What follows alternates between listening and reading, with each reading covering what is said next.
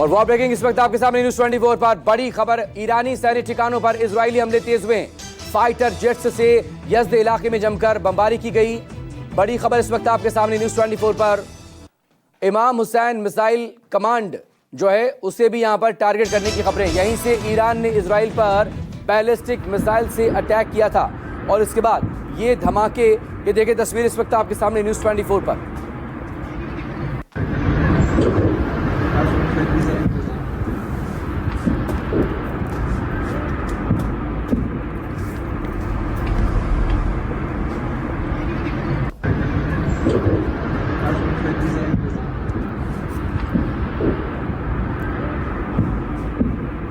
और दो तस्वीरें इस वक्त आपके सामने न्यूज 24 पर। दो तस्वीरें जहां पर लगातार आप देख सकते हैं इजरायली एयरफोर्स किस तरह से लगातार ईरान की अलग अलग जगहों को, अहम ठिकानों को निशाना यहां पर बना रही है।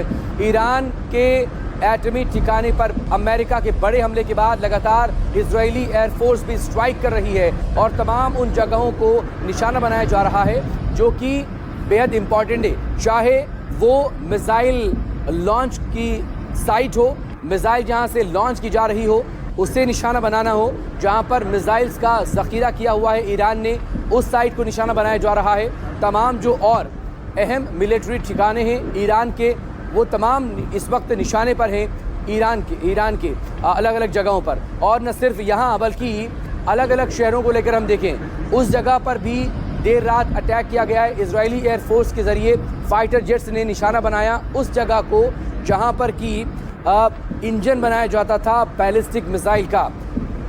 ये तमाम अटैक्स इस वक्त हो रहे हैं और इन धमाकों का आप सुनकर अंदाज़ा भी लगा सकते हैं कि कैसे लगातार जो इजरायली फाइटर जेट्स हैं, बताया जा रहा है कि करीब 20 की तादाद में इजरायली फाइटर जेट्स ने एक बार फिर से ईरान के तमाम इन अलग अलग वेबसाइट्स, इन अलग अलग साइट्स पर लगातार यहाँ पर अटैक किए। दूसरी तरफ साइबर अटैक करने की भी कोशिशें वहाँ पर जारी हैं। कैसे बीते दिनों में खबरें आई थी कि वहाँ का नेटवर्क को कैप्चर करने की कोशिश की गई थी।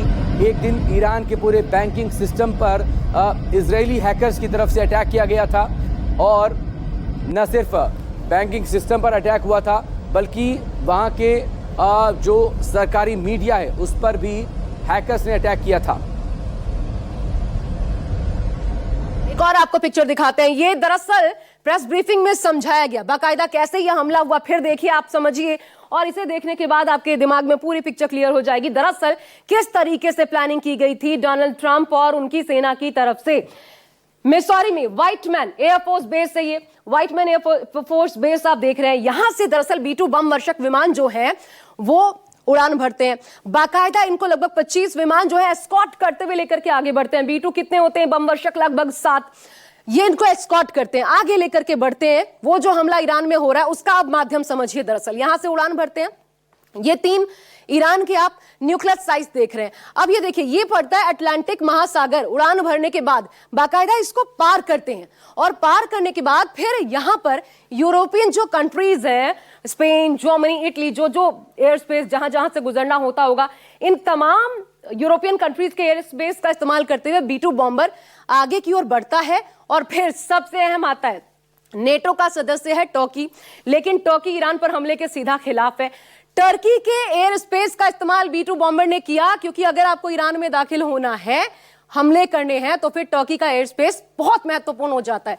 तो टर्की के एयर स्पेस में दाखिल हुआ और फिर ईरान में, और फिर सिर्फ और सिर्फ तबाही। ईरान में क्या किया गया ये देखिए, 3 यानी फोर्डो, उसके बाद नतांज, इस्फहान, 3 साइट्स को ध्वस्त कर दिया। सबसे अहम फोर्डो हो जाता है। और इधर देखिए, एक बड़ी खबर ये भी सामने आई। दरअसल ये तैयारी के रूप में अमेरिका ने दिखाने की कोशिश की, आंखों में दुनिया की धूल झोंकने की कोशिश की। वो इस तरीके से कि यहां पर पड़ता है ऑस्ट्रेलिया।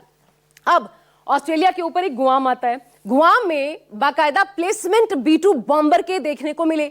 लेकिन हुआ क्या, ये सब छलावा था दरअसल डोनाल्ड ट्रंप की तरफ से, ये अमेरिका की तरफ से छलावा। इसलिए क्योंकि दुनिया ये मानती रही कि यहां से बम वर्षक विमान जो है वो आगे की ओर बढ़ेंगे। लेकिन हुआ क्या, यहां से ये फाइटर, ये देखिए, ये अरब सागर आपको नजर आ रहा है, यहां पर फाइटर जेट्स तैनात थे। इन्होंने ये जो वॉरशिप्स आपको नजर आ रही है, यहां से उड़ान भरी, वहां कुछ नहीं हुआ और यहां पर ये ध्वस्त, यानी जो हमला यहां पर इस्फहान में देखने को मिला ये इसके माध्यम से हुआ और दूसरा सबसे बड़ा हमला हुआ इधर से।